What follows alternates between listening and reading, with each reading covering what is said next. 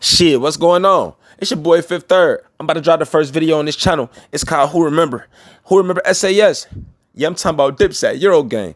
Features with French Montana, Kanye West, Beanie Siegel, Nicki Minaj, and Mo. Y'all hit that like button from the back and subscribe. I'm telling y'all, we going the fuck up on God now. Now, back in 1998 in North London, this two blood brother duo hopped on a flight to go to New York. Mayhem wanted the ball, but I think Mega knew what he really wanted to do already. From there, they found themselves battling on the streets for clout. And I'm telling you, back in the day, clout was worth a lot more than it is now. Without camera phones and social media, when your name start ringing bells, people can only imagine what you like in real life. Now, the plan was when they got to New York, they was going to move in with their friend and his family. But when it was time to pack them bags, kind of found out, Brody had got kicked out for having girls in the house. Yeah, Brody was in there thotting. That forced Mayhem and their friend to get an apartment in Staten Island. And that's where they made their name in the hood. Now, back in these days, as far as hip-hop, being an A-list artist, we probably still gonna catch you on these streets. And that's what they did. Mega was in a class with Raekwon's little brother, and he got the rap for Raekwon at a barbershop. Method Man and Redman was shooting dice right across the street from the high school. One of their lady friends introduced him to 50 Cent back in the How to Rob days when he had the white Benz.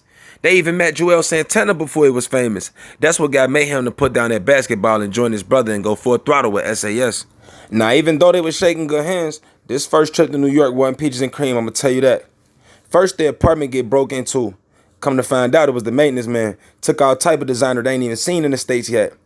Then Mayhem got into a fight, ended up getting shot. Somebody on the other side got shot too. After this, one of the big homies got Mayhem to sit down with them guys in the projects. And not only did they squash it, but they became cool. And after hanging in the projects every day, this one you gonna get what Mayhem called turn up time. Now, turn up time was real, ain't even gonna hold you.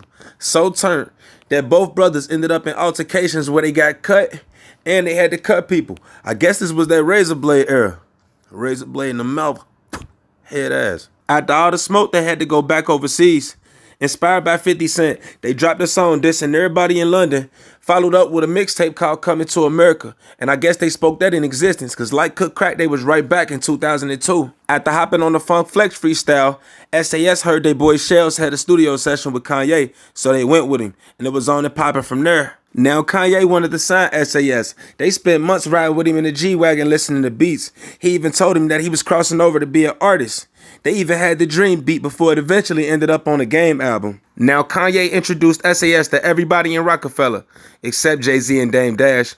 In the midst of negotiating the deal, Kanye get into the wreck. After the wreck, communication slowed up with Kanye and S.A.S was back in London. Word was Dipset was coming to do a show, and you know this they stumping ground, so it ain't nothing to go back there and see Cam. And you know the first thing Cam said was, "Where the hoes at?" Nah, really, that's what he said. S.A.S called up the hoes, and Cam brought him the Dipset bandana. That's no cap. After that, it was time to meet Dame. Now, Dame was impressed, because he got him a bunch of Rockaware gear and some A1s. But when he saw S.A.S, they was rocking Prada and Fendi. No baggy clothes. Now, S.A.S said in 2 different interviews that Dame Dash was the realest nigga they ever met. He gave them both $20,000 and then opened up a studio budget for them to record their first album, Who Dares Win. Now, this album wasn't big, but it did shake the streets with the intro, earning a bunch of radio play with the single Back Up Against the Wall featuring Nicole Ray. And next year, they dropped another album, subtitled Streets Out Salute.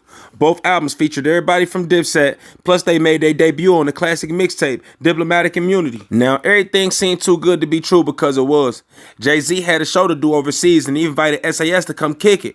And that's when their relationship became stronger, until him and Dame split. Now, when it came to picking sides, it was a no-brainer. They was riding with Dame and Cam. And everything was 100 until somebody from Dipset got paid half up front to do a show in Europe that they never did. I ain't pointing no elbows. Now, S.A.S confronted one of the Dipset managers, and it almost turned into a fight. After that, everything cooled down until they had to go do a show in London, and that's when shit went left. Now, Joel say S.A.S got up out of there on him, and he ain't hear from them in 18 hours. They say that's a lie. Let me play you a little clip of them talking about it.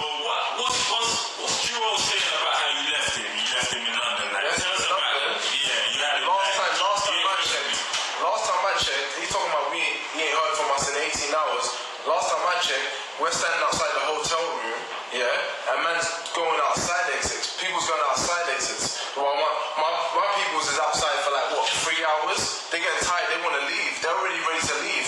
We're standing outside. He goes, busts a side exit and leaves off with the police. You see what I'm saying? we was there trying to like sort it out. Like, listen, he didn't know nothing about the money for the show. Like, do you know what I mean? Like, cool. He didn't know about that. Because it's like, let me know the convoy. Just leave him through the side exit. So all of that, there was a lot of witnesses over there. Everyone's seen what. It's like 5 minutes from Buckingham Palace. They seen you leave with the police. They seen all that. Yeah, it's 5 minutes from Buckingham Palace. A lot of police over there. Listen, if you're gonna leave with police, yeah, leave with police. It's cool, yeah. Do that. You're not from out here. All right, you want to do that. Make sure they escort you to the runway and make sure you depart safely, yeah? Because you end up getting quarantined and people's all slapping chains around your neck and having you swing it and all do that extra stuff. Don't come at me, fam.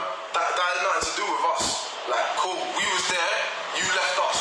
Just remember that. So when at 18 hours, don't know what you're talking about, fam. So if he was with you, he's good.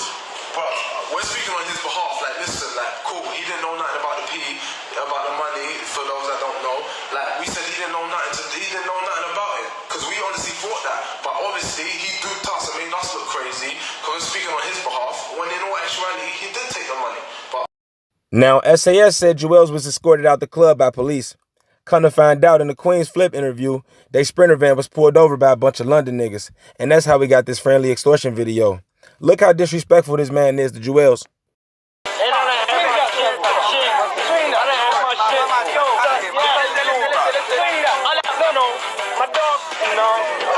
Come on, minute. Shout out to my nigga Jim Jones. John 45, Jim Jones. Yeah. And I ain't talking the state Jim Jones. I'm talking Brixton Jim Jones.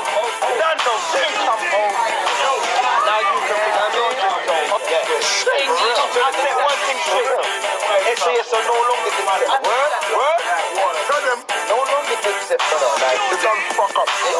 And if y'all wanna holler, I guess y'all got to holler at them. I've been out here for 18 hours. You Rick Cross, 18 hours. Now after this, obviously S.A.S ain't dipped no more.